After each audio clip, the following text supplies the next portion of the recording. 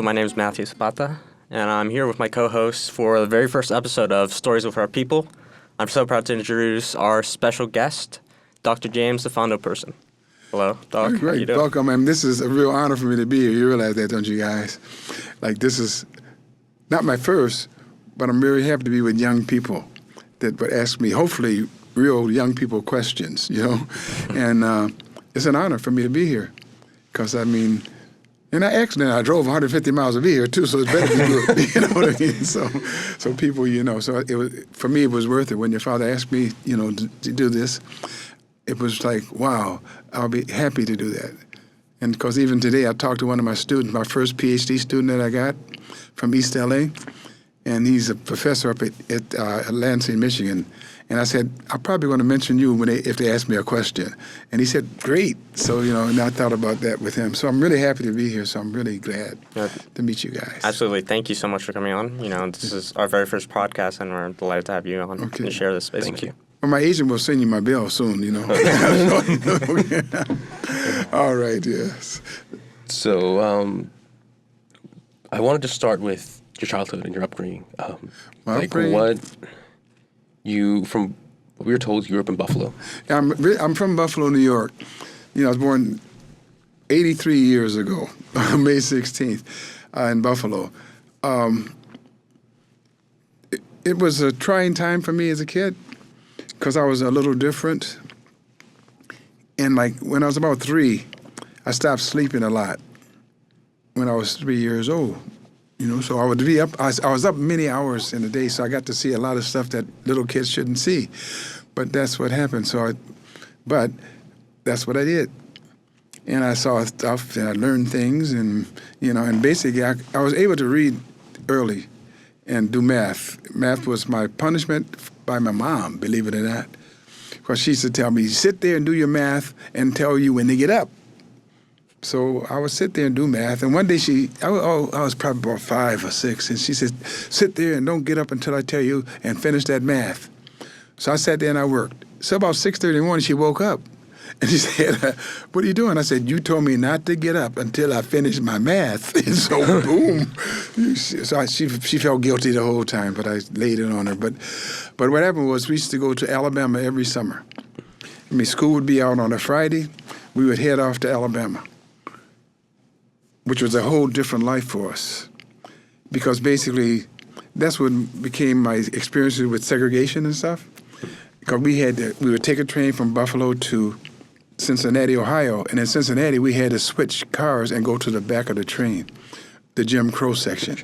I said, that's interesting. So and my father worked for the railroad, but we had to go sit in the back. So that's when I first started learning that stuff. And then I was white-only cabs and colored-only cabs and Negro drinking fountains, and this is a white fountain. I said, wow. But we kept doing, and we kept going. And then in 1948, my mother passed. So my father was in his 60s at that time, and we had 4 boys to raise. And I was very close to my mom.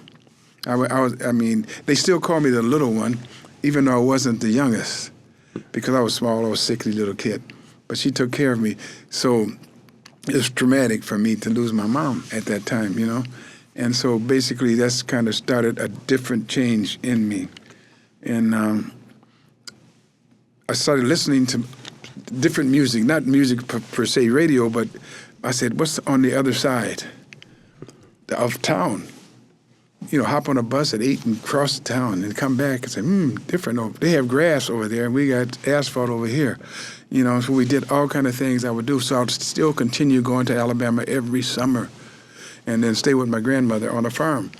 Now, there was a whole different life there because on my mother's mother, the house, we had no running water. We had to go pump the water, no electricity, kerosene lamps, outhouses, the whole bit. You know, so I was learning 2 different ways of life. But we didn't mind it. We wanted to know what my grandfather knew. He never went more than 10 miles from home, but he knew so much, like he had been a world traveler. You know, and he didn't have the stuff that we had. in the north, in Buffalo. So it was a whole different things that I did that. Now, I went to school early. I was 4 years old when I went to school because it was during the war. My mother worked on the munitions plant. So then I had to go to school, but I could read and write, so that was good. But so I learned that, and my friends were very diverse, even in school. My little girlfriend was Doreen, little blonde, thin, but she walked me home every day to protect me. And so I didn't know any difference between people. It didn't bother me that I had gone through segregation, down there in South, so as a kid, And in grammar school, I did really well in school, grades, math. I love math. I'd rather do math than go on a date. I should tell my students that I would do math instead of going on a date, So I stayed in 8th grade. So I graduated 8th grade. I was 11 years old. So the only thing I could do was what? Go to high school. That's what I did with my older brothers who really hated it. You're a little guy going to school, so therefore, but I was a little different, than them. My friends were different. Even in grammar school, my friend was a midget. He was my buddy. And another guy named Thomas Largy was, and so therefore, I always had different friends and different view of what I should be. But I knew who I was all the time. I accepted the fact, yes, I'm a little different. Yes, I listen to symphony music. Yes, I do this, but that's okay. And nobody could tell me who I was because I was always going to be a person. Right. My last name is Person. You know how we got that name? After slavery, the Emancipation Proclamation talks about those persons formerly known as slaves, those persons. So my grandmother, instead of taking his slave owner's name, he took the name Persons. So no matter what happened in life, that we will always be a person, and that's what happened. So I went through life. So when I went to high school, I know I'm talking maybe 1,000 questions, but I went to high school and I followed my older brother in aviation. But in that school, we had to pass reading, writing, and math to go to high school. This private high school. It was a public high school with aviation. So, I got licensed to be an aircraft mechanic. That if you go through there. And I was a licensed mechanic, my brother was, but I didn't they weren't hiring black mechanics, So I kind of was I didn't want to go to, my brother said he was going to be regardless. But I said, nah, I'll try another route. And that's what happened. We can just go from there. And then a lot of things, of course, happened as 8th and 10th. My friends were diverse. I became a mechanic. In high school, I got an award from the Sons of the American Revolution. I said, which is really odd for an Afro-American kid to get that award from the school in 8th grade. My grades were always pretty good, real good, actually, to tell you the truth. And high school, I had A's all the way through. And highest average in the city of Buffalo. But I've always had a different group of friends than my brothers had. In the neighborhood, they said, you're going to study? Yeah, I'm going to study. I'm going to college one day. Yeah, you're going to go to college one day. Yeah. So nobody really believed that. I always thought that I could. Because I went to a lot of stuff. Because in 1955, there was the bus boycott in Montgomery, Alabama, with Rosa Parks. Yeah. Okay, basically, she's one of my relatives. But I was in Montgomery at the time of the boycott. Yeah. And I joined Dexter Avenue Baptist Church when I went to college down there. Because I went to college at Alabama State College. And I lived right down the street from Martin Luther King. And I joined the church. And I was involved in a lot of stuff. Some things I didn't understand, and some things I did. But I remember the boycott, when I was 55, I think, if I can recollect. So those are the kind of things. But I always did different things than other people would do as a kid, too. I experimented with things, chemistry sets and microscope sets and my poor cat, Betsy, so those are the kind of things. But it kind of shaped me into the person. But basically, in school, if I go back to elementary when my development, I was put in a floating class, which meant that I didn't have to go to classes. I can go to class that I chose to go to, that I would choose to go to. And I didn't have to report to homeroom or anything like that. They said, what class? I'll stay in if I wouldn't like my math class, I would stay in there 4 hours, or my science. And I would always pass the city test. Because in Buffalo, we had city tests, so all through grammar school, I would take the test and pass. And so for 2 years, I was in a floating class. So I just kind of come to school, I worked on the safety patrol, and then I would do that. So they said the guy's kind of weird, but I accepted that fact. I said, pretty easy for me, so I could do what I wanted to do, and I could take it past tests. So I kind of, and my friends were different. They had, so I said, that's okay.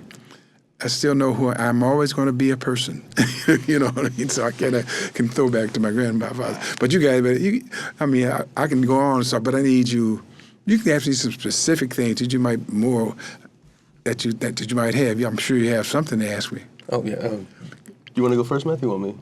I mean, I thought it was particularly interesting, in that whole, like, just going back to that Rosa Parks stuff, after that and the Montgomery situation, how it just, like, blew out from there of all these different protests and stuff. So it's interesting how... So things happen, so it's just like, I accepted the fact that that I was different, so I did that. So, I went to school, and then I was teaching, not before I was teaching, I went to Buffalo State, and then after I had gone to Alabama first, Alabama State. Then I got involved in protests and things.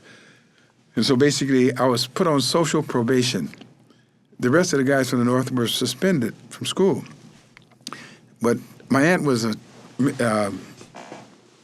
friends of the vice president and stuff, so they put me on. So I said, no, I don't want to be on social probation, because then the other guys think that I was a traitor or something. So I said, no, I want to be kicked out of school, because I said, no way would I stay here and have these people think that, I got off. And, and I did some silly things and type, but when I went to, my aunt said, do not go to that First Baptist Church, which was Reverend Abernathy's church. He was, one of the ministers with King. And he said, don't you go to that church. But what did I do? I went to the church. So I'm sitting on the bench, and there's a white guy next to me, another white guy over here, and, with a suit and a tie on, and then we were getting ready to start. And the lights come on, whoop. And who was sitting next to me? Sandy Van Oker of NBC News. Okay, that's when you knew it was going down. I said, no, I'm in trouble. Because then, of course, my father sees this in Buffalo. What is he doing there? Guilty as charged. Don't do that. You're putting yourself in danger. And I said, that's what I wanted to do. And see, my aunt was a principal in a school, and they all worked, and so it affected them. So I was going to have to leave anyway, so I knew I'd get out of here. But I just did that, so my notoriety, But I wanted to participate. I wanted to see what was going on and what was happening. Probably my life was at risk at that time, and things that I was doing. Because I went downtown Montgomery, Alabama once, and the Klan was down there. So I said, oh, well. So I went and got me a pencil compass from Five and Dime store, and I came out and I did that. But they were there. But I was never really bothered, which was kind of weird. But then, so I had to go. So I said, I went back home to Buffalo. And then I started Buffalo State College. And then I never had to apply to a college like most people do, the normal people. Somebody would make a call to say, to get me in. It was crazy, because when I went to Buffalo State, they said, what do you want to major in? I said, oh, maybe industrial arts, because I was an aircraft mechanic, They said, that's closed, but we do have openings in math. And I said, well, I'll just take that. So they put me in Buffalo State. I never had a letter of recommendation written about me, nothing. Just purely off of, connections? By me talking to the dean. So we did that. So, and I stayed through there. And then at Buffalo State, I started a civil rights group called STAND, Students Together Against Negro Discrimination. So we formed a civil rights group, and we took bus trips to Memphis, Tennessee, did sit-ins at Morrison Cafeteria. This is all from Buffalo State, and things like that. So that's what I did at Buffalo. And then, so we put all that together. So he said, okay, this is what we want to do is we do all these things. And we did sit-ins, protests, food searches, and then once we had a bus, we went down to the March on Washington. And so I didn't, we got on the bus, we drove down to Washington to the, with my group STAND. And that's what I did in Buffalo. And then, after all that, so I got involved in a lot of stuff like that. And then Lester McKinney and John Lewis, being senator, he passed away last year, but John Lewis with SNCC, which is Student Nonviolent Coordinating Committee, He was down there in Memphis. We went down to Fisk University, not in Memphis, but Nashville. And so I met him down there. And, we started talking, a lot of stuff was happening, so we did things like that. And got involved with there was a sociologist named Richard Lerner who wrote a book, Society and Culture. He was our advisor. So we did a lot of social protesting and a lot of sit-ins and a lot of stuff like that. Risking my life, but not fearing my life. Right. And it's important to do that, Right. not to get these social changes push forward. It's very big for. So you know what's going that. on. Like when I tell young people, you need to know what's going on. Right. And it's there. You say can one person make a change? He can help. He can do stuff because basically, I think that you can do stuff, and I believe that to my heart because that one school I worked in, I was the heart, and I didn't make a change at that school, just me, and I think that helped. But we do all these things that So I finished Buffalo State, and I stayed there too long, But during that process, I got involved in theater, and that became within theater. I was with people who were different. So within that whole realm that, the community makes you, in that community, I was normal. And had other people who were different. It becomes a community. Yeah. So now I have two friends that I met. One was Larry Robinson, and I'll mention his name. White Anglo-Saxon Protestant Republican. Lived in Amherst, Buffalo, outside of Buffalo, gated community, swimming pool in the ground in Buffalo. So I had another little kid, Jewish kid named Bruce. We hooked up together first, and then we were in a play once, and we built a pillar. So when the curtain opened, the pillar was swaying this way and this way. It was going to hit Larry, but me and Bruce saved his life, basically. So then we become friends. Now for all these years, we're still friends. And Bruce has his 50th wedding anniversary next year, and Larry had his 50th last year, and I met him. I went to both weddings, one in Dallas, Texas, and but we've been friends that long, and Larry never said I was his black friend. He said, "This is my friend, James Person," and I got to meet people with him. Nelson Rockefeller, I met him, Senator Walter. So therefore I started being connected with all these people, totally different from me. People said, "How could you guys be friends?" It's like three different streams running down, and we ended up in the same place, together. That's why connections are so powerful. You know what I mean? So, and I think that we did that.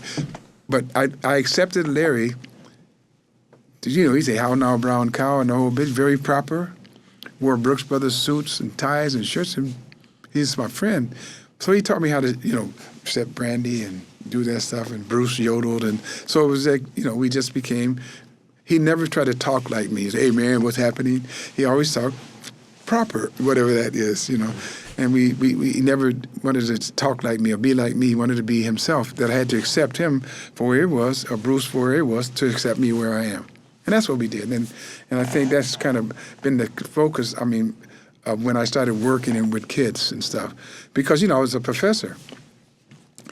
At first I taught junior high, and then we had a special program called the WIP program, Woodlawn Improvement Program. Last week, I was in Atlanta, Georgia, and I met one of my students I taught 60 years ago.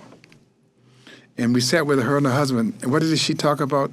The WIP program from junior high school, what we did with those kids. She said, "You guys did something that nobody believed that could happen."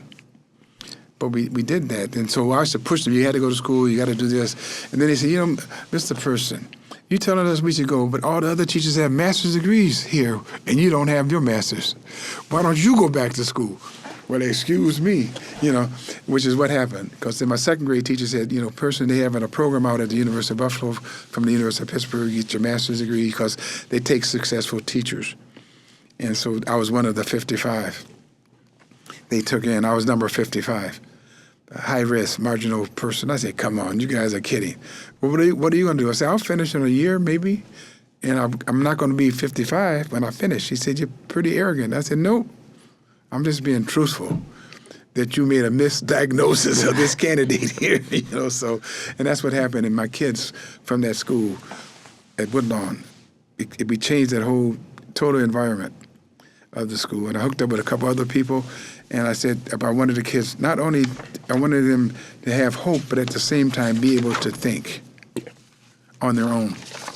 And that's what they told me. They said, this is what, that they were able to do that with them. They were able to think. And because I've done a lot of stuff, because, when I was, even if you go back a little bit, when I was in college, I worked at a place called the Royal Arms Show Bar. It was the number 2 jazz club in Buffalo, New York. And through my working there, I got to meet John Coltrane, Thelonious Monk, all these, Alma Jamal, Miles Davis. So I got to meet them personally. And so to build my repertoire of people who I knew, and I saw Jackie Keane and Roy Carell. I met all these people working at the Royal Arms Show Bar with a guy named Max Margulis and Louis Galante. But Max went on, he opened a restaurant in Buffalo, and his partner was Steinbrenner, who was the owner of the Yankees. And he worked as a director with the Yankees. So I got to meet all these people, and all the football players would come to this restaurant. And why am I blocking his name right now? But it could have come to me, guy on the senior moment. But I got to meet everybody. O.J. Simpson, Cookie Gilchrist, everybody would come to this bar. But this Steinbrenner was the owner of the Yankees. So you got to meet these people. So I had all these influences that I could introduce my kids to when I went in Buffalo when I taught. And then I got to finish up at Pitt. I got my master's, and they recruited me to get a PhD. And they said, what would you want to get your PhD? So I gave them some outlandish stuff. I want a 4-year no-cut contract, I want $1,800 a month as a grant, which you don't have to pay back. I want a housing, I want a meal card, and I want a card for the bookstore. I said, now who's going to listen to this? So I was getting ready to go back to Buffalo, be a counselor or teacher, because I was number 1 on the list. And then in August, a letter comes to me and say, hey, we want you to come to Pitt, and this is what we'd let you do. And then I asked my advisor, what should I do? He said, I guess you'll be going to Pitt, aren't you? I said, I guess so. So that would happen, so I did that, and then I taught at Pitt. First I taught at University of Buffalo in a new teacher training program. And then I got to Pitt, and I got to teach master's students. And then, a little guy from Buffalo, New York. I actually had a question about your time in University of Pittsburgh. You got a PhD in philosophy. How did... No, my PhD came in counseling psychology. Counseling psychology. Yeah, because it was school counseling, basically. So, I guess after Pittsburgh, you were mentioning you went to go teach, correct? Well, after Pittsburgh, before I left Pitt, I went to a place called Point Park College. Mm-hmm. And basically what I dealt with there was guys coming back from Vietnam, coming back to school. So because I was a counselor too, and I taught math. So they put me in the program so I could counsel them and teach math at the same time and, get them through the process of coming back from Vietnam. So that's what I did there for a while. And then I was advisor for the students from the United Arab Emirates. And then, and so I would put them, which was a whole different culture for me to deal with. But they believed in me for some reason, because I was worldly. I knew a lot of different things. And I had traveled, around. I've been in Europe, I've been all over. And so the students from the Emirates really liked me.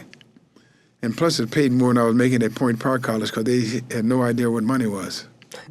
Give me a stack of $100 bills. Say, take the kids to Niagara Falls. And at that time, Cutlass Supreme was a nice car. So all these guys had cars. But so it was different. And then plus, at the same time, I worked with the vets from Vietnam to help them through the transition into this other life, that we lived. That must have been really hard, like all the PTSD and all the stuff. Well, it was very difficult. Especially hearing those stories. We spent a lot of time together, and then even when I taught math, it was a different whole process. I didn't teach get the answer. I taught get the concept, and then you could solve every problem you come across. But I didn't I said, here, these are the answer books for you. I did it in high school, too. Here's the answer book. I don't need it. I'll give you 1 point for the answer and 9 points for the process.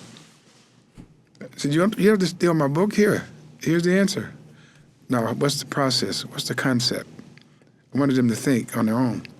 You see, once they do that, if I get you to think as a child, or kid, student, then that's it. If I can't train you to be better than me, then I didn't do my job. Right. You see what I'm saying? And I'm not afraid to give up space. I mean, I'm not power. You know that better? Then you do it. And I think those are the kind of things, I taught as I was growing up, the stuff I was being influenced by. Because, people thought I was different, and I would do things, and that's the way it is. Yes, I like to be a nerd, That's good. And I didn't care what you called me. 60 stones will break my bones. Words never hurt. So I think that it kind of toughened me up in that. And then I was recruited by Cal State San Bernardino. And I became the graduate coordinator. I taught in the counseling program. But my classes I taught was psychological testing, essentials of testing and stuff, and assessment procedures for counselors and things like that. And I taught cross-cultural counseling, and I did stuff like that, different approaches to things, and at Cal State. And I did a pretty good job, they say. And then, but the problem was they had students, Hispanic students there, then they had black students there, and handicapped students. And they weren't service enough as I didn't think. So I became an advisor for Mecha. You know Mecha, right? Movie into a studio after Chicano Aztlan? I think so. Mecha, yeah. So familiar. I became their advisor. Then I became an advisor for the BSU, Black Student Union. Then I became an advisor for the handicapped students, which they told me, Dr. Person, as a junior professor, that's not what you should do. I said, but these are kids. What am I supposed to do if they ask me to be their advisor? We're a school of education. I say, well, I just have to do that, whatever comes down, but I'm not going to give it up. So I told the kids, Metro, too small. BSU, too small. Handicapped students, too small. Y'all need to unite to one organization. And then we can be successful. So that's what I did. I started doing stuff that I wasn't supposed to do as a professor because I knew what's going to happen to me. You know what happened to me. What do you think would happen to me if I challenged the system? You get fired. Yes. But I knew that was coming. But I said, okay, then if that's the case, I'm going to go all out. So I had a project in my cross-cultural counseling class. What I did was I had all my students meet me in the parking lot and put them in wheelchairs. And they had to come to Cal State, to my office, go to the library, go all over the campus in these wheelchairs, and then come for a couple hours and come back to my class to debrief on what happened. And then some of the girls, they said, Dr. Person, pretty girls said, they never looked at me. They looked at the chair. And I couldn't get through that door, and I couldn't get to the library, and I couldn't get to the card catalog. So one of my students' girlfriend was a reporter for the newspaper, and one of my students with a wheelchair reaching the arm up to get the card catalog and the chair, that went on the front page of the paw print, which is a paper from Cal State. I said, oh, gosh. So when I got to school the next day, they called me in. What were you doing? I said, no, we're just trying to put people in a different culture. How do you deal with a person in that wheelchair who's always neglected? Whew. So that was starting my downfall. Then I said, were you trying to prove that the school was not handicap accessible? I said, no, that wasn't my intent. But it's not handicap accessible. But if that's what you want, then that's what you're going to get. So therefore, that. And I said, so I started doing some projects and everything with them. And of course, I led to my demise. I was denied tenure. So I said, that's okay. I will find something else to do. I taught math. I can make it without that. But I said, at least I got something done. The ironic part about it, I have to skip 40 years ahead. About 5 years ago, I was called back to Cal State as a pioneer in education. And I got an award from the Cal State system and senators about how these innovations that I made. But when I started my speech, I said, "You guys realize that I was denied tenure here for doing this?" I said, and stuff like that. So it was funny. And then I had a third world counselor conference there, And then I invited Chinese, white counselors, all from all over. We had a conference at Cal State. So we had a great 3-day conference. And so on the last day, the guys from San Manuel, they said, well, let's have a powwow here. You know, like the last day celebration. No nothing, but we just drumming and enjoying and stuff. So the police came and they put us off campus and kicked us off. And then when I got my award, I said, it's really ironic that now we sit in a multi-million-dollar student union paid for by the San Manuel Band of Mission Indians, and we were thrown off this campus for having 40 years ago. But I got this award because I wasn't going to go pick it up. But one of the women said, Dr. Person, you better come here because the reason we're here and these things happen, they got a handicap center there and everything. She said, because you started this stuff and you better come down here and get this award. You know, I said, So I think you don't know what's going to happen when it comes back around, but years later. Yeah. But I think, go ahead. I think it's incredible. I think, what you did had a lasting impact, and sometimes you have to break some rules and you go against the system because you're not going to change the system for the better if you don't go against it, and sometimes it's going to cost. And you have to take the heat. Yeah. And I said, well, I can make it. I mean, I'll find something. I knew a lot of people, and I supported a lesbian professor at Cal State at one time, and which wasn't at that time politically correct to do. But I said, I don't know about politically correct, because I came out of Pitt. Pitt was a rebellious place as far as what they trained us to do at Pitt. We were field-based people. We trained in the field. We didn't train we weren't Ivy Tower type guys. We would go off on site and work with people. So all these things kind of pushed you into where I was. Since I could get a job, I could teach math, and most people like math people. And so that's what I did. So, so I came out to Cal State, because even my PhD, I finished in 2 years. 2 years. Mm-hmm. Wow. That's crazy. Finished everything. It was a competency-based program, and I had to prove competency. And I was able to find people in my field that were experts to write me off. And I did that. So what happens is when I left Cal State, I didn't work for a while, and I live in Altadena. So I was thinking, and one girl said, oh, well, let's go down.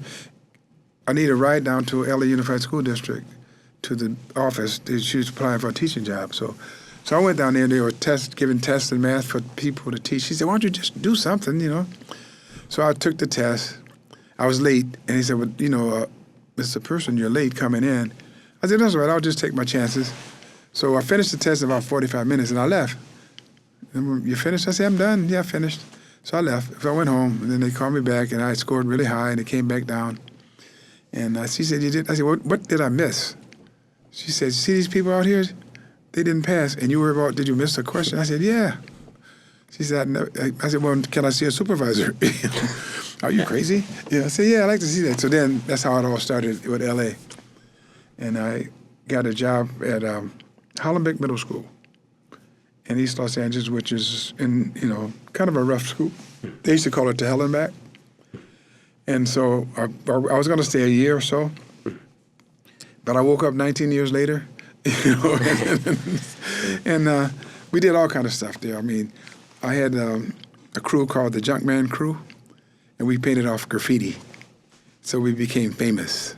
Executive Educator did an article on us, the kids. I had articles in the papers and things where we painted off graffiti every day, and we did it called the JD Junkman Crew. And just like I talked about Jerry, but he and his buddy did some things one day. Probably the first or second day of school, I said, you know what, guys? Y'all have detention for the next 3 years. Was that? I thought I saw it on the LA Times, the math tutoring. Yeah, so you don't have to tutor men for the rest of your life with me, or you're going to have to go to Eastlake, which is a juvenile facility. I said, no, you have a choice. So they stayed with me, and then they came back after high school to tutor. And then Jerry went off, his name was in that paper article, that he went off and got his PhD at University of Texas. Then he worked at University of Utah. And then now he's at not Eastern Michigan, but Michigan State in East Lansing. And he's been all over the country, went to China to give a speech, and he talked about what I did with him in Taiwan. But just that little pivot you made in their life. Just like that lasting impact. That's incredible. You know what I mean? So those are the kind of things we look at. I mean, if anybody knows anything, that you just have to go out and do things and take chances, you know, and which I did. I mean, I could have been a millionaire, but my choice was to help. I didn't want the kids to have to go through what I went through, like in elementary school, like being different. You know, who cares? Put a whole group of different people together, we'll be different. You know, but I'm gonna give you some skills, and you have not only I'm gonna give you hope, I'm gonna give you skills to have hope, and I'm gonna give you things that you can start thinking for yourself. Right. And you go. I mean, I got kids that went to Harvard and MIT and Yale and Dickerson and all kind of places. But they said, those kids will have cultural shock. I said, I had cultural shock when I came here. I'd never seen that much graffiti in my life when I got to Hollenbeck, you know. But I stayed there, and gangs were there, and I dealt with that. The gangs guys, they used to like me because I would take care of their kids while they were in jail.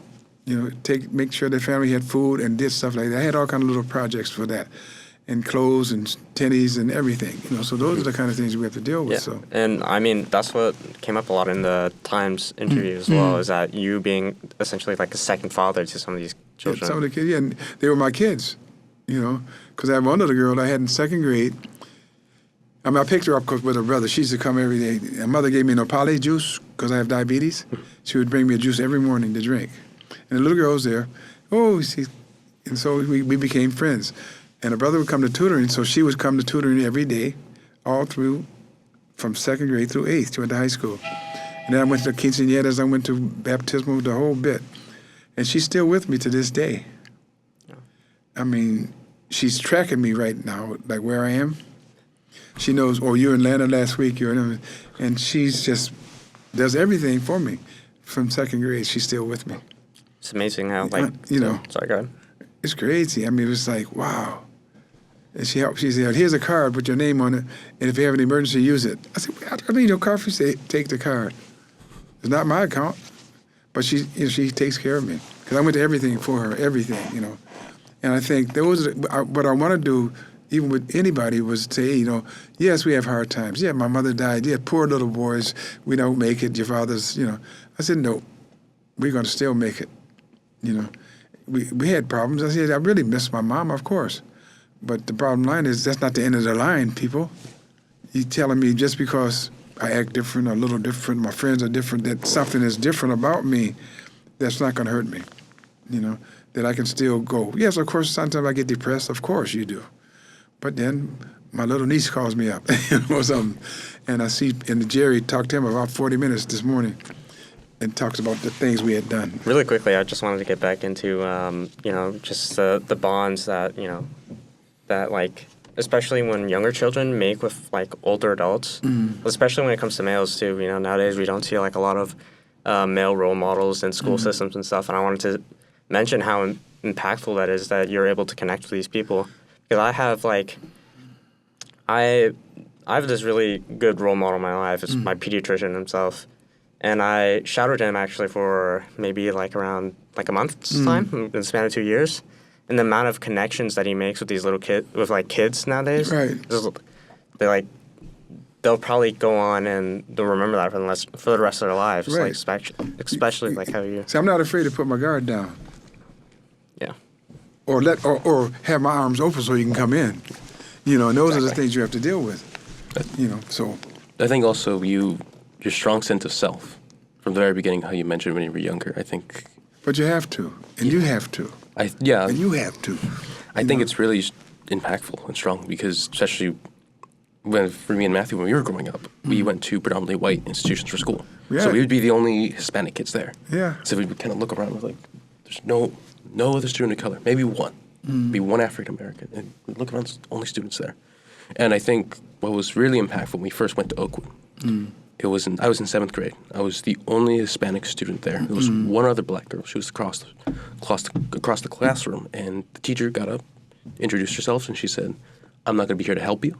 I have no time to meet. Best of luck with my course." And it was like, all out of my element. I remember walking out of that class, and I have all these white students, like, I have the student for this, student for that. I'm the only Hispanic kid there who had nothing, and think one person that helped me a lot there was my Mandarin teacher. He was from he grew up in Shanghai, moved here, and one thing he kept telling me is like you have to have a strong sense of self. You have to. No matter where you go, you have to know I'm Max. That's right. You can't go around trying to mimic these other people because you got to stay true to yourself. That's right. You have to. And in the end, if you want to change something about yourself, you don't like it, you have full authority, responsibility to do that because it's your life. No one can tell you which way to go, which way not to go. It's up to you. Because in the end, you're going to be the one person who's going to have to live with that. Right. You have to look back and say, I wish I would have done this, or I did that. I'm happy with that. So I think, just kind of going back to how you impacted so many people's lives. You have to do that because, Paulina Flores, she was one of my first girls I sent to Phillips Academy.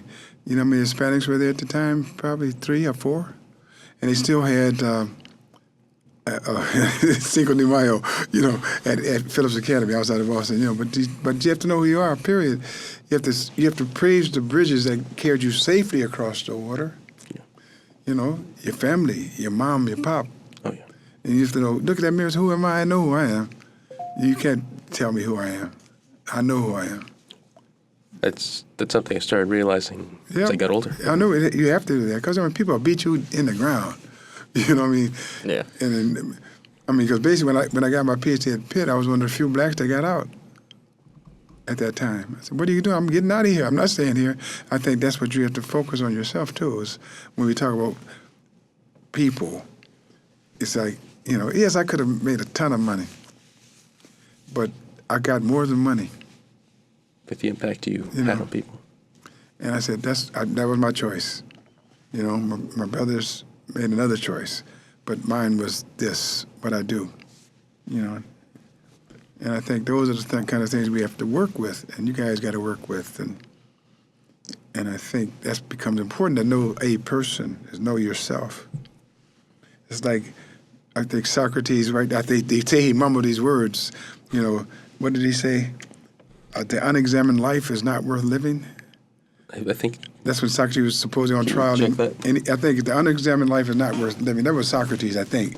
They said he uttered those words at the trial. Socrates corrupting the youth or whatever. But the unexamined life is not worth living. No, I think that was Socrates for sure. I know the trial you're talking about, but the unexamined life is not worth living. You guys got all these modern technologies. Pick it up. Unexamined life is not. You got it word for word. The unexamined life is not worth living. Socrates. Socrates. And that's I always think about that. And then one quote I always use was, "Worse than a quitter is a man who's afraid to begin." And we get into that mode a lot. We quit, it's not so much you get knocked down, it's what do you do when you get back up? Exactly. Because have I been knocked down in my life? Yes. When I got denied tenure, I was knocked down, but I wasn't knocked out. I was down, but not out. And I think that I had another mission. That if they didn't get rid of me, I would have been in an ivory tower sitting there. And I wouldn't have made it all these kids that I met over the years. Yeah. It wouldn't have happened.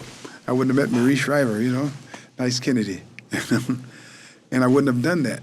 So I told him, even at my speech, I said, there was a blessing that you denied me tenure. People say, "Oh," I said, "Yeah." I said, "See all these people sitting out here?" I had hundreds of people, former students that I had sitting out there doing different things all around the country. Some of them came from cross country out there. And I said, if I would have stayed here, I wouldn't have met these people, and I wouldn't have helped them, and I wouldn't have been around them. And I said, thank you for denying me tenure. So I think those are the kind of things you want to, you look at. So I think it's also just the impact, because when you're denied tenure, you don't, like you said, one thing's to get back up. It's where do you go after? Yeah, I said, what do I do? I said, well, I'll play poker for a living, But I think, we have to look at that as a process as we go through life. And you guys, it's a struggle. There's a lot of distractions, a lot of things happen. Especially in this generation now. Right. It's like we got everything. Yeah, so where are you going? Especially this generation, you have the Instagram and all of that, all the social stuff media. And, distraction. Total distraction. I mean, we sit around with family, with everybody got a cell phone talking to each other, or they cursing each other out on cell phone. It's family. I mean, when Uncle Jimmy goes around, do you realize what happened to cell phones? They put them away. They know I'm serious about not having that around me. But I think that's what's happening. So, you got a list of 1,000 questions more you want to ask me? Because I can talk for 5 or 6 hours. You realize that, don't you? Yeah. I think I want to go back to the point you made about getting back up, because I've always run track since I was little. I was about 4 when I started running track, and once I got into high school and you got really competitive, you got to make this time. You got to make that. And what happened was 10th grade basically fell on my face. I didn't make my time and didn't do anything like that. So I worked and worked and worked and worked through the summer, through all of the winter, just training. And it's my 11th grade year, so I have like 6 classes, and like the 1 year that you're always hearing like, you cannot get anything wrong. It's be perfect. And I remember I would be Matthew. We both had to wake up at like 4:50 in the morning just to get to school. I wouldn't come back till 9, 10. I'd be up to sometimes 12 or 1 studying. Okay. And I think it's that point of getting back up and understanding, like, this is where I want to go. Right. It's that kind of sense of self, like, I know I want to do this. I mean, fortunately, my story doesn't end so well. I was training almost 2-3 hours a day, 6 days a week, and I kept pushing at it, and I was actually getting to where I wanted to be. And then after that, it was February. I strained both my lower back muscles. I had a annual tear in my lower spine. And, being young and foolish, I just kept running. I was like, that's a little pain, just go put an ice hot, you good. Just kept running. And I think, even though I didn't get to my goal at that point, because at some point it got really bad, I couldn't get up out of bed. I was like, okay, now I really got to get checked out. Right. But that work ethic and everything I carried that out through school. So even though I basically I spent the latter part of a decade building up to that, even though I got that really ripped out of me, I just said, you know what? I have school. I got my books. I got all these subjects. I'm going to put every ounce of effort I got into that. That's when you got to make a choice sometimes. Hey, It's not ideal. I would have loved to kept running track through the rest of my junior year, but you know what? You got to make the best of what I got. That's what I mean. So you have to take all those things that you have and work with it. Just like when I sent a kid to Andover, they said, "Wow, this is going to be tough." So I showed them a Spanish class from Andover, and I said, "See that? They teach during Spanish." I said, "You're bilingual, right?" So I said, tutor them in Spanish, and they help you with the other stuff. That's actually. You know what I mean? Yeah. No, I know. But I think those are the kind of things. But you have to say, hey, are you willing to give up that and pursue what you really want to hit? Yeah. I think that's the difficult thing, though, is giving something up. But am I really giving that up? You see what I'm saying? Yeah. I gave up $1 million so I could help kids. Because all my family is pretty well, they up in the bucks. But I gave it up to do what I wanted to do, which was work with kids my whole life. Which I think has a greater impact and worth much more than money. Because, like you said when you were giving your speech, you had all these students that you worked with. I would have never seen them if I would have pursued sitting up in an ivory tower, letting things go by me. But I think that's the risk, though. You have to understand that it's like, you only get opportunity once. Right. And it doesn't come back. Yes. You gotta just kind of Make go the most of it. Yeah, got to be positive. You have to, face reality sometimes, and these are the things, But I think that, because I had one brother that was a millionaire, and his son didn't even come to his funeral. He said, "What did my father leave me?" Yeah, that's the way life is sometimes. Yeah. It's a big deal. I think. He didn't even have a real friend. And most of the people around were parasites. That's one thing I will say I'm blessed with. My dad works his butt off to help us both. That's what I'm talking about. He put us through everything. That's what I'm saying. Praise the bridge that carry you safely across the water. But I think also it's that that bridge, and also for me, it's helping that next generation. I want to be there. I want to be like that. That's He's a role model for me. I want to be there and provide whatever I have now to them, for my kids. Cause, That's right. I mean, like you said, what's the point of having all this money if you're never with the kid the whole time? They're not going to remember. Absolutely. Because that's the greater impact. Like going back to how you were teaching these kids, it's not the money. It's the time you spent actually helping this kid through all the hard times they have, taking them out the dirt and taking them to heights they never thought of before. Yeah, no, and it's just amazing sometimes. And just like when I met the student that I taught 60 years ago, and all she could talk about is what I did at junior high with her, not what she was doing for about 5 hours. And her husband said, "My wife has been talking about you all this time, and I wanted to know, who is this Dr. Person?" And so those things become important, But I think it just speaks volumes of what you've done. I mean, Yeah. But I think my mission isn't completed yet. So I think I still have something else to do. I was put on this earth for another reason, and I don't know what it is yet. I've never really reached my goal yet. I've never been satisfied yet. So I need to do something else. Get another group and do something. Because I even worked at the Asian Youth Center in Alhambra, California. I was on the board of Project NEO, which was a Chinese organization. We provided tutoring for kids. Oh. And then I got an award from a Chinese community, the only non-Chinese to ever get the award, from Chinese parents who didn't really speak English, but they knew what I did with their kids. And that was, but I got this award from them, And I was on the board with Mary Wong, who out of Alhambra. And, I could walk down the street in Alhambra and they said, "That's Dr. Person." It's the breadth of your impact, and I think it's...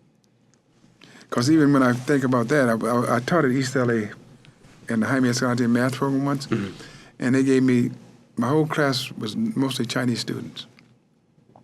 So the parents said, "Well, could we come and sit in your class?" Because their kids never seen a black person teach, basically. I said, "Fine, sit down, come on anytime you feel like it." So they would come in and sit with me, watch me work with their kids. And then they knew I was leaving one school and coming over there and not eating. So then they started bringing me food every day. And one of the girls' father had a nice restaurant, so they would bring food to me to eat. And then to try to, to say, "Wow, he spends time with the kids, And they didn't understand that. That you don't mind giving up time? I said, "No. But you just left one job to come over here." I said, "No, the kids are important." But the kids. To me. And so that's what I did. So that was kind of interesting. And then I had one little girl that was really good. She was too young to be in the class, but I said, "How old is she?" And I said, "Well, she's this age." I said, "She's this?" And so the mom said, "Yes." And she said, "But could you put her in front? Because she sits behind somebody tall, she can't see you." But she was a wonderful little kid. Really good math. Because I made a mistake one day, and I sent it home. This graphing this parabola. And I gave them it wrong. So she said, "You fooled us, Dr. Person." So she said, "You did it this way," and it showed up on the bottom like it was flipped over. She said, "No, it's supposed to be this way. You fooled us." I said, "Yeah, that's right." But she got it right. I said, "Oh, God." I said, "Yep." I said, "You're the only one that did that caught on?" She said, Then her mother said, "Could she be going to China? Could she miss a day of class to go to China?" I said, "I think your daughter could probably miss 10 or 15 classes and she can still go to China." So we had to laugh about that with the parents. But I established a good rep with that. But to stay on my mission, was to help kids. And so that's what it's all about for me. And I wanted to go back to 1 second to the Hollenbeck Middle School. Yeah, Hollenbeck. What was your first impressions, and what were the challenges you faced in that school? Well, the first thing was how to deal with that much graffiti. Yeah. I said, "Wow, who could do this?" I mean, when I got there first, though, I was a sub. So I went to a classroom with this guy, Mr. Soup. I mean, the room was just terrible. Terrible. The blackboards, I said, I said, kids, what are we going to do first? Take all the desks, move them outside. We're going to clean this room up and do the. How long has this work been up? Oh, a couple of weeks. I said, yeah, we're taking it down. And then we cleaned the room. I said, I'd never seen anything like this before. And I said, well, I'm going to teach me. He said, most of the people leave anyway. You're not going to be here very long. I said, watch and see. So it became a challenge. So then what I would do is I would eat lunch out with the kids. And principal came to see, vice principal said, there's a teacher cafeteria upstairs. I said, well, I don't want to go up there with the teacher. I don't want to hear any stories about kids. I'll make my own decision. So I would eat out there with the kids. And then she said, you're a pretty strange person. I said, yeah, James Person. So that's what happened. And so it was hard. I mean, I had to adjust to culture. So I learned culture. I went to quinceañeras. The language I picked up. I took my language classes with the district so I could at least communicate it better. And so I did, and I learned culture. And then, because I had worked for a folklorical company, him and Sandoval. I worked with them as a lighting person because I used to do lighting for the Joffrey Ballet years ago. And so I got into the crowd, and I wasn't afraid of things. So it was a cultural shock for me because first the language, plus how to respond, and the food and everything, so it was different. So I had to learn. So I think, and easier to learn a language if you know culture. So I learned history, El Norte and all this stuff, and read books, and I did that stuff. And I took classes, and bilingual education, so I can see how do I do this. Give me some history, Cesar Chavez. Because the Brown Berets I knew from Corky Gonzalez and those guys, but I didn't know because I had been with Mecha at Cal State. And so I just wanted to learn, and that's what I did. I learned from them. Yeah. And, because like Jerry, we talked about him. That was the first family I was invited for dinner with. When I first went there, they gave me a knife and a fork. But as time grew, I never got a knife and a fork again. I got my tortilla and eat with everybody, So, I learned. Yeah. And then I was part of the family at that point. And I think those are because I wanted to know culture and all this stuff and development. And I think it was hard, but I never missed a day. And I was never late, ever. Because I told the kids I'm never late. And I'm not going to leave. You won't be able to run me out of here. What's crazy is that nowadays, especially, people our age, no one knows their culture and their history. Right. And that's why it's so incredibly important that we learn from that. 2 years ago, I never knew about the Brown Berets. I didn't know about Dolores Huerta or any of those political activists. I think also... Diego Rivera. Exactly. Carlo. I think also, just going back to Oakwood, when we first got there, no celebrations for Hispanic Heritage Month. Nothing.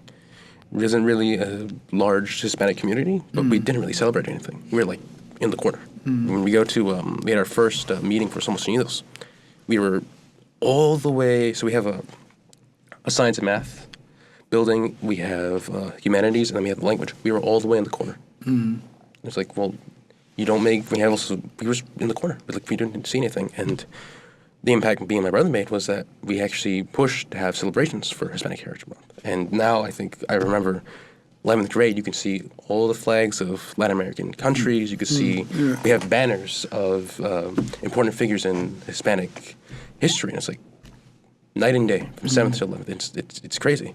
But I think it's the fact that no one knew about their culture. I remember we were talking about Cesar Chavez, Roesfeta, and all those, the Chicano movement. And all the younger kids were sitting there what is this? What are you talking about? Yeah, and I think it's crazy. And I think, which I'm thankful for, we had another teacher there. Her name was Damien Pritchard.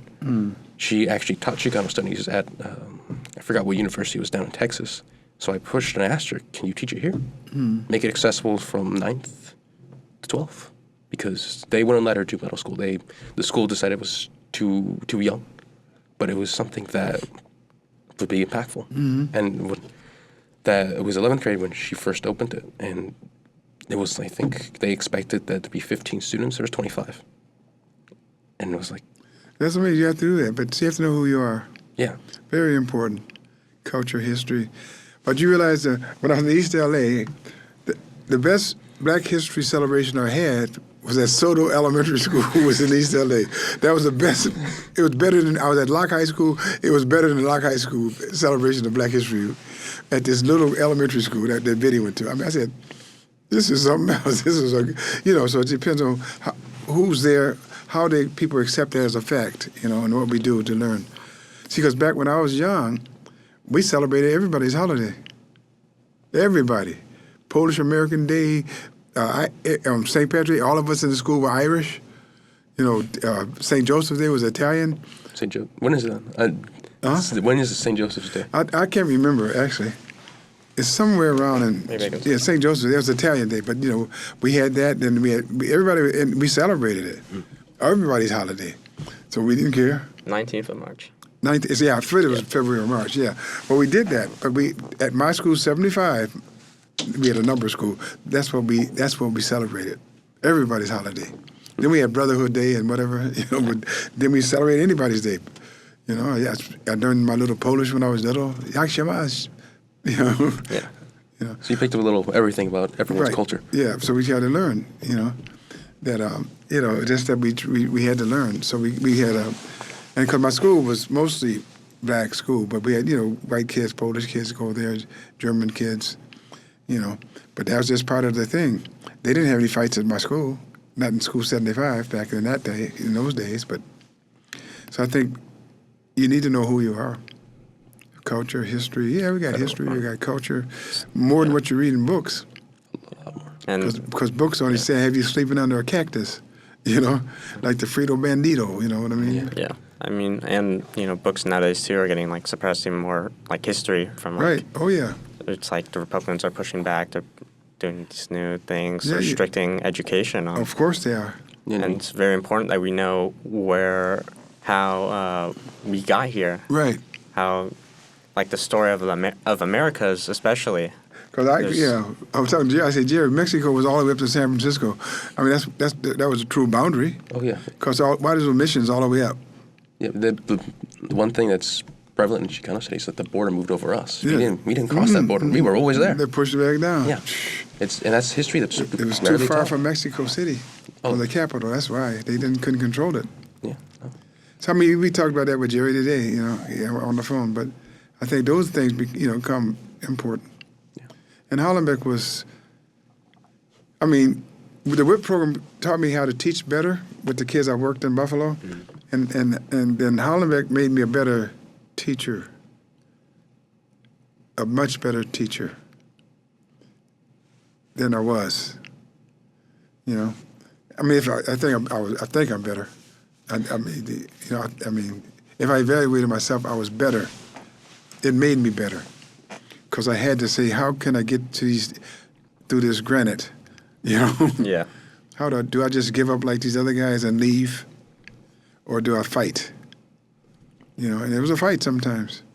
And I'm sure that 20 years of experience gave you plenty of Oh, it did, yeah, but I still had to come up with different methods. Yeah. For Hollenbeck, did you say for the LA district? There's a bunch of schools in LA, Los Angeles. Why did you choose Hollenbeck to go to? Or was that a choice you made? Oh, it was funny. Well, once I finished my test and everything, I was subbing. So then they called me at school, and they said Hollenbeck. But when I first taught in Buffalo, I had a student named Cheryl Hollenbeck. And I said, that seems strange. So I had a student back to Cheryl. And I said, well, in the sub desk, they said, Doc, you don't need to go. We'll send you to Griffith or these schools better. You don't want to go there. They call that school Hollenbeck. I said, well, I'll just take that one. I said, see, because Cheryl Hawk, that's my student from 20 years before in Buffalo. So that's how I got there. And then I got there, and then the principal of Hollenbeck was one of the few guys said, well, the vice principal met me when I was eating lunch out there. She said, she went back to the principal and said, you should get this guy. And then a lot of guys, they didn't hire me because I was overqualified. And I said, don't you want an overqualified person work with Exactly. this Yeah, what's up? So then he met me, this doctor, his name was, what was his name? I'm blocking the name. But anyway, he said, I'd love to have an overqualified person working with the kids. So will you come? So what happened was I didn't work And they put me in a pool and say I was, because I acted up a little bit about, and I said, I don't want to go to the other school. I want to go back to Hollenbeck. So the personnel put me in a no hire file. But he was short of teachers, and they had them stacks. So Kobos, he went downtown, and my photo was there. He said, well, what about this guy here? She said, oh, you don't want him. I mean, he's a rebel.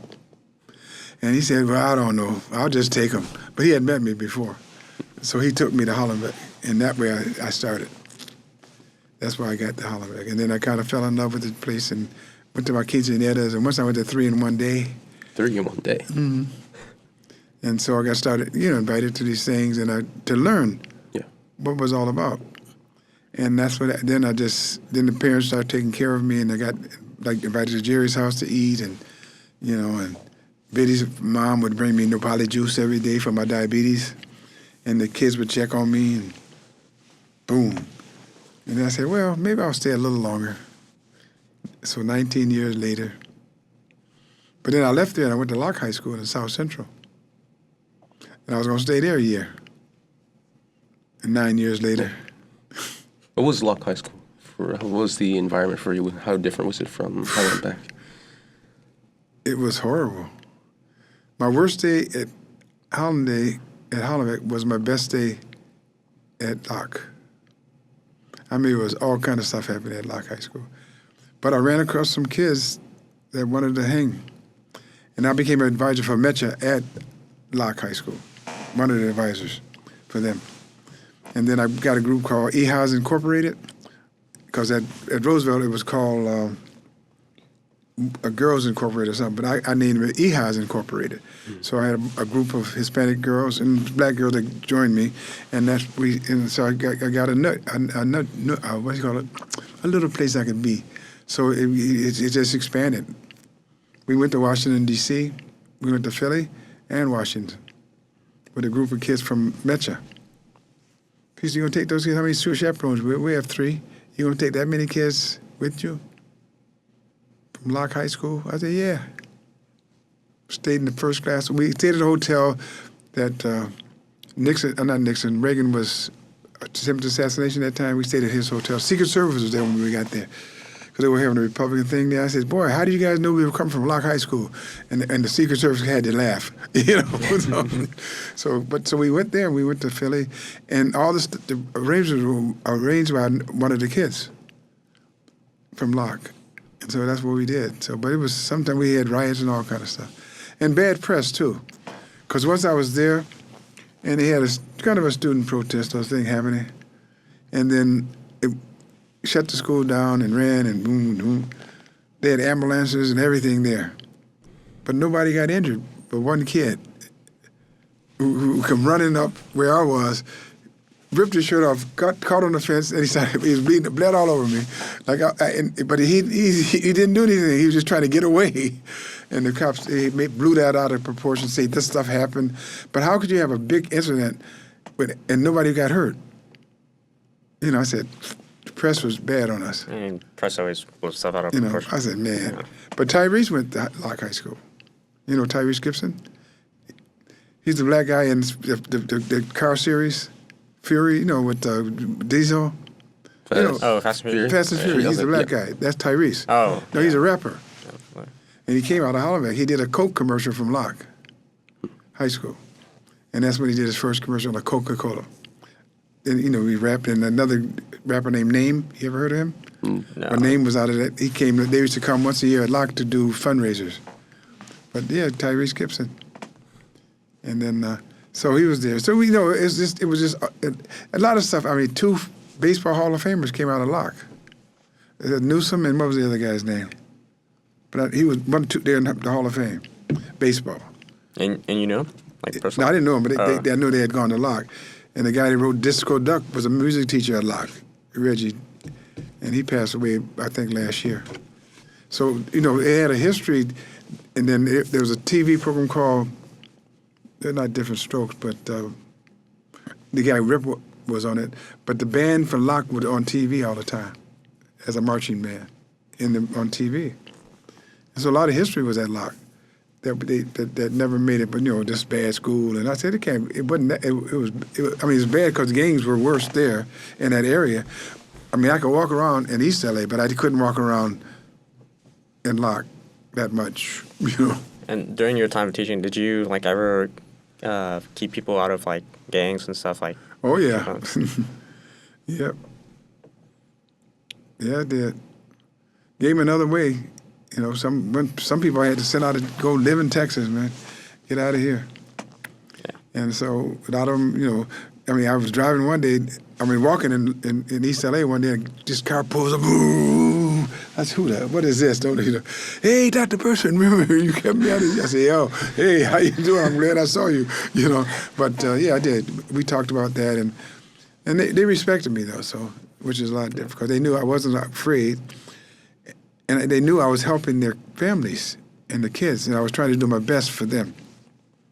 And I think, because they used to write on the walls, and then one gang, biggest gang there, they just said, Dr. Person, I said, I tell you what I do.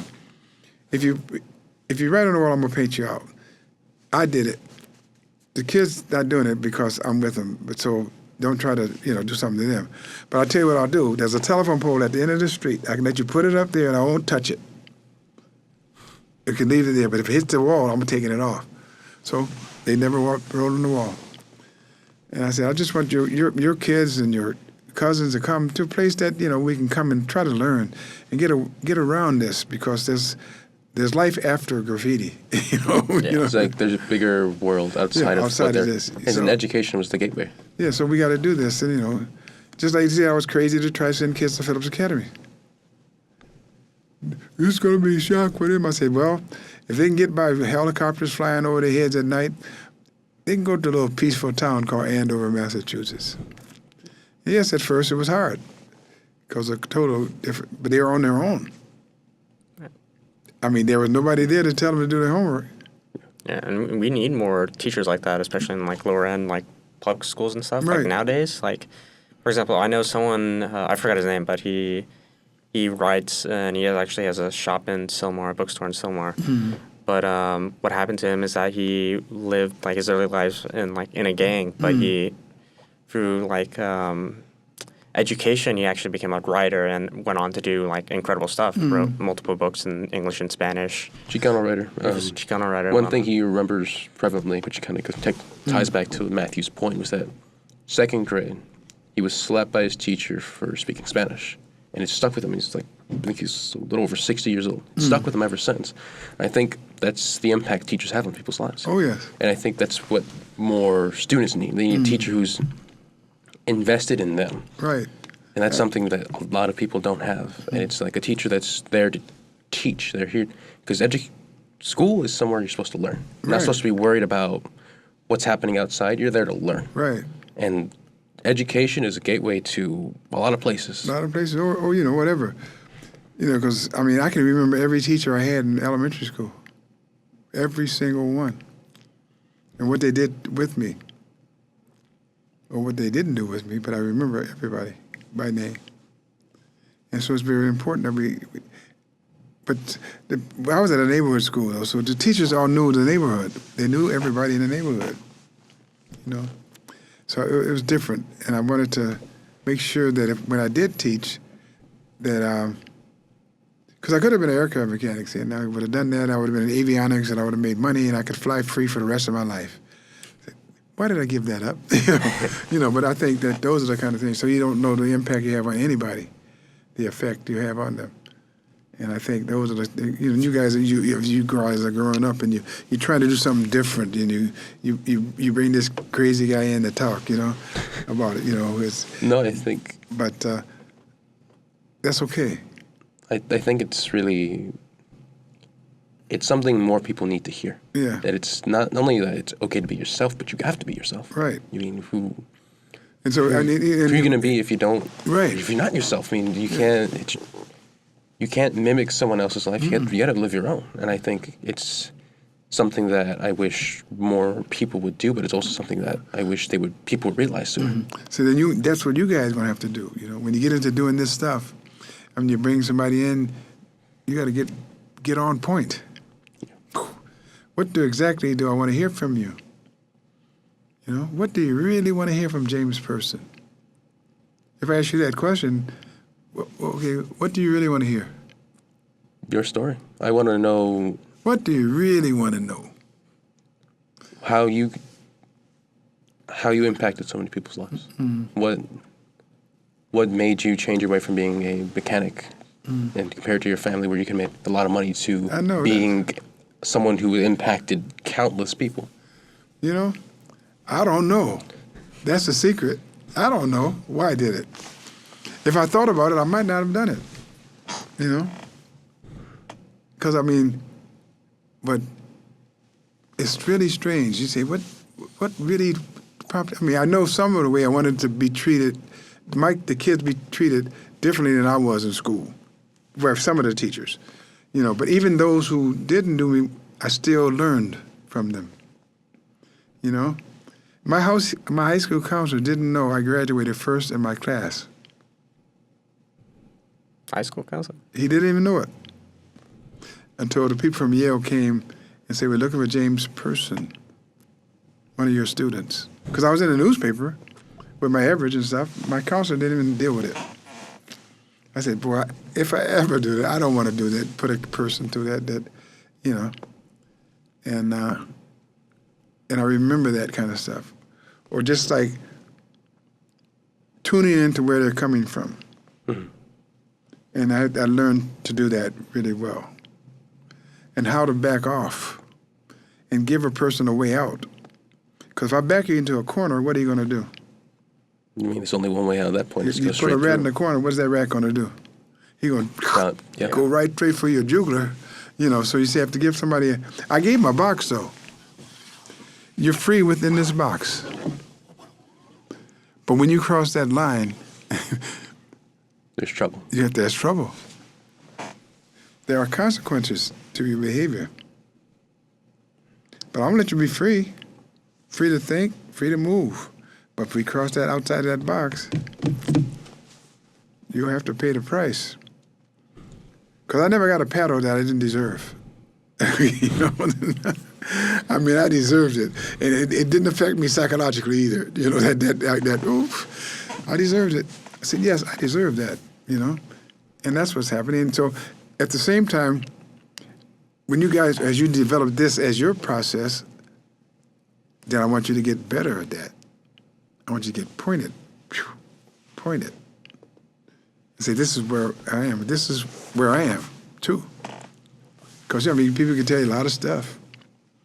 I mean, I could go on, you know, about things and people I've been with and people who impacted me and helped me out and, you know, make a call to a senator and he gives my brother a job, you know, because I helped his daughter as her counselor and I didn't charge him any money. And he couldn't understand why he couldn't pay me. I said, well, your daughter is a friend of my best friend Larry's sister, and they asked me to work with her. And Judge Robinson, who I knew, said, well, what do you expect me to do? Friend.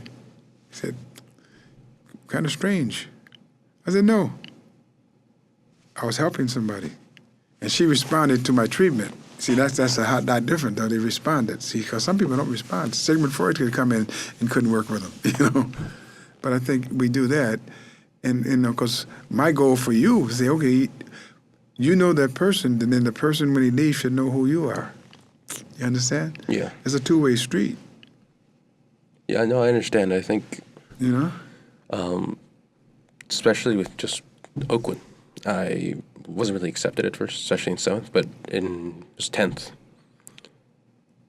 I found one kid by himself, had no friends, no nothing. Mm. Really, he was basically me when I was younger. Mm. Didn't get along with anyone, felt awkward, because a lot of those kids they've known each other since like 4th grade, 3rd grade. They know each other for a while. There's just one kid who didn't know anyone, really. He was struggling with school. He didn't feel welcome, and I was like, you know what? I'm helping. Took him under my wing. I remember after school, sometimes I'd be there for like an hour, 30 minutes, tutoring him. Mm. Math, science, humanities. You know, this is how you annotate. This is how you take notes in class. This is how you're going to do your math. And, geez, I'm looking back now, and he's about 8th grade. He's night and day. The kids change. And what I've been trying to do with the younger Hispanics that have been coming in. Right. Coming in and saying, you know what? I know how it feels like to have nobody. Oh, yeah. Nobody. To look around and you don't see anyone like you. Here's where I'll be at lunch. Here I'll be after school. Here I'll be before school. I'll be right here. You need something? Come find me. Right. And you need help with probably your teachers? I know most of these teachers here. Let me help you. And I still remember one of these kids petrified talking to his science teachers. Like, they're just a person. They get to know them. Get to talk to them. They are here to help you. That's the one thing there's even at Oakwood, there's only a few teachers that are there that will dedicate hours to their students. And I think it's a blessing when you have a teacher like that. Oh, yeah. Because it's profound. It's profound. Right. I still remember ninth grade when my biology teacher, who's my physics teacher, and actually since I'm going to be taking human anatomy, he's going to also be that teacher as well. But what he did was, I got my first test. It was awful. I think it was like 70. He sat down and said, well, we're going to go over every single problem you got wrong, and you're not leaving until you have full understanding of what you did wrong. I never had a teacher like that before. Right. I remember sitting there for like an hour and a half, and just, no, do it again. Do it again. Do it again. And I started learning. I started putting things together. He's like, you want to meet with me? Here's my times. Go meet with me. And I just started better and better and better. Because he was invested in the students. His core principle in the classroom is like, we're not moving on to a new topic unless everyone in the room understands it. So if one person in the class doesn't understand it, we're all forced to help All in the them. same boat, huh? Exactly.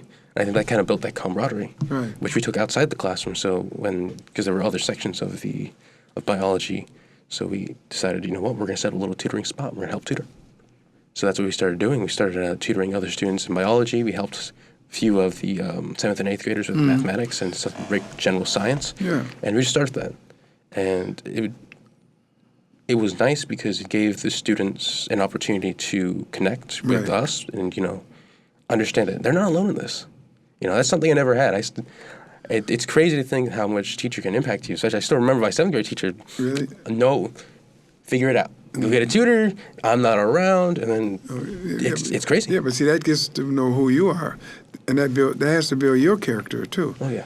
So I could sit you over here, and I'll go over there, and say, wait, let's go back and say, well, where are you coming from? And then, but the question that you direct to me, what are you really looking for? You know what I mean? Mm. And I think that we get to know each other, even the guy who's being interviewed or telling you a story.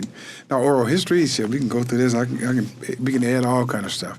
But at the same time, I'll get you better at direct questions, targeting stuff, and you play off each other, doom, boom, boom.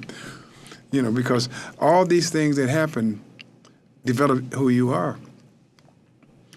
And if you know who you are, then you use it as a strength as opposed to a weakness. Because I've been in a situation where I was the only Afro-American there. My brother was the only Afro-American mechanic at the airport in New York. But they put him in the hangar so he wouldn't be by the terminal, so he wouldn't see that it was a black mechanic working on the plane. Stuff like that. But that was okay. Just like with me going to the back of the train, it didn't bother us. We had our own lunches anyway. Yeah. We brought our own food. Why didn't it bother you?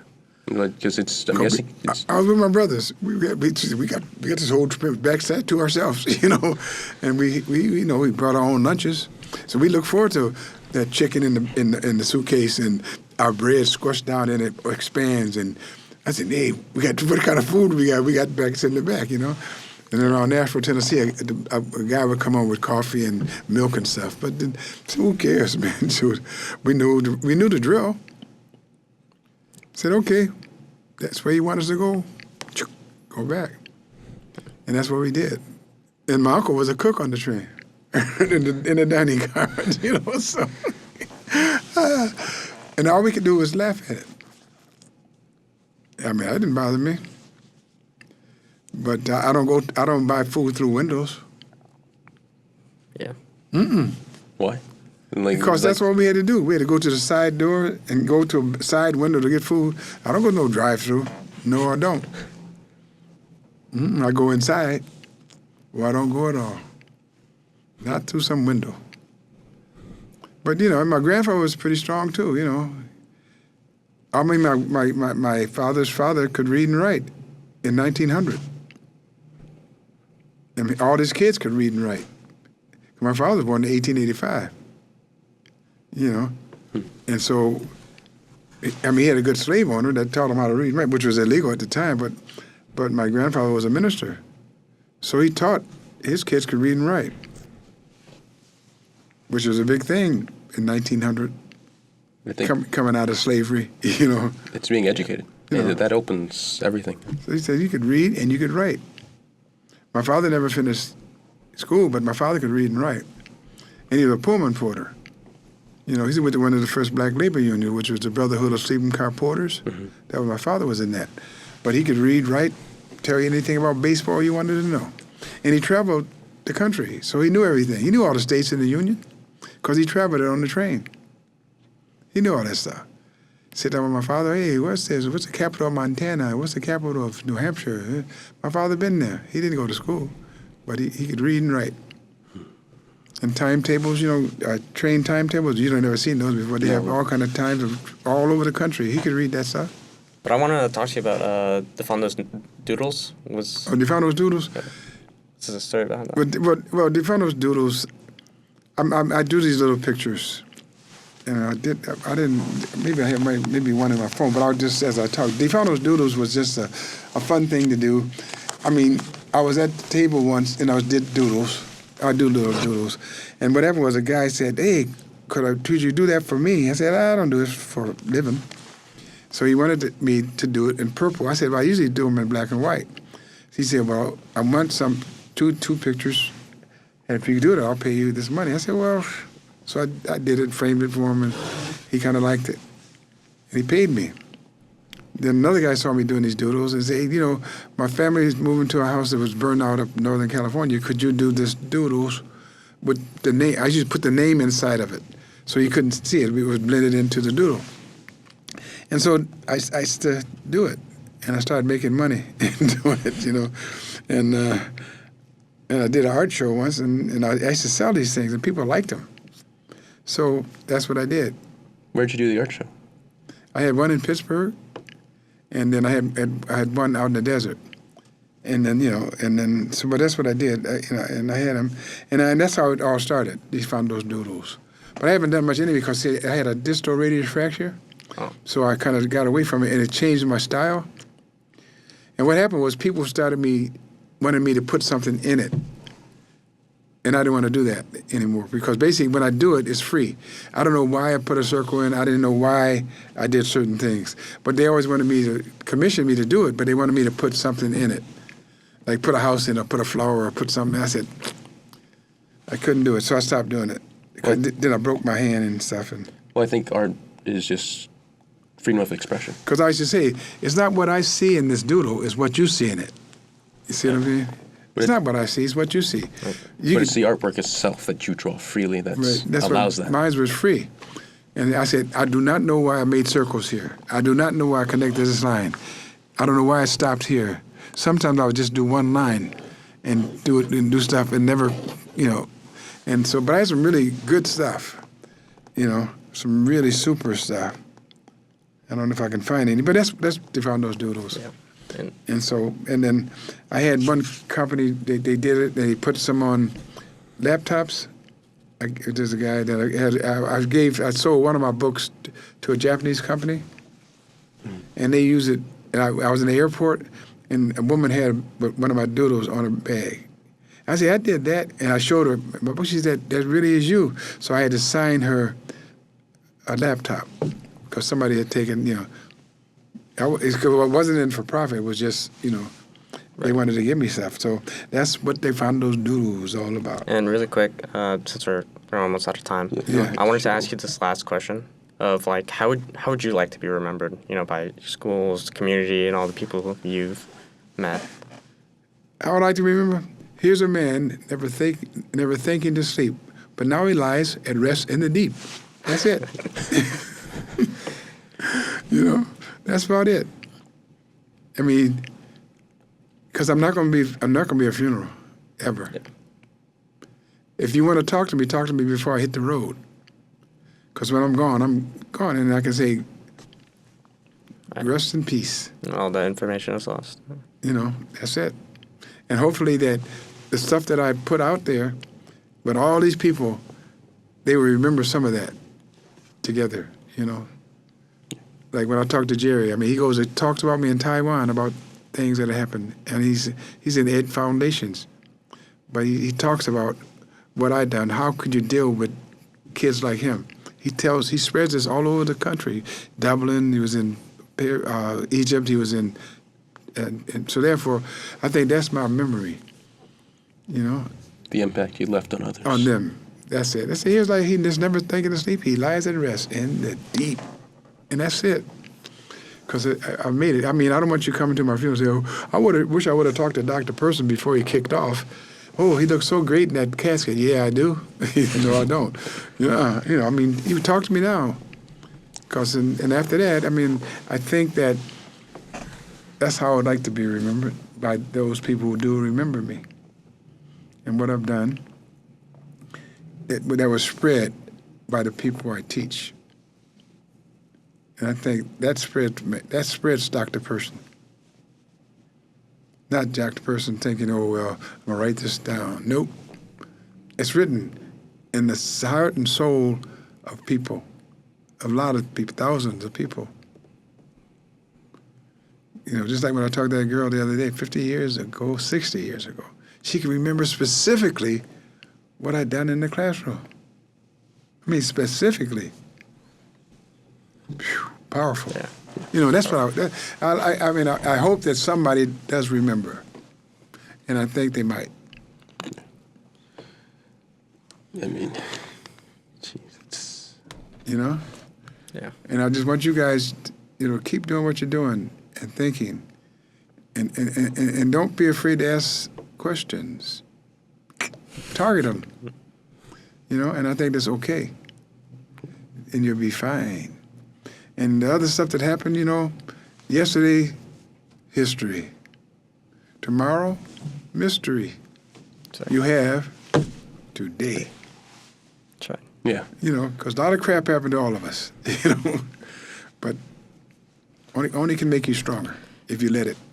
Okay. Yeah. And I think on that note, we unfortunately don't have any more time. Okay, we don't have no more time. We have time, shoot.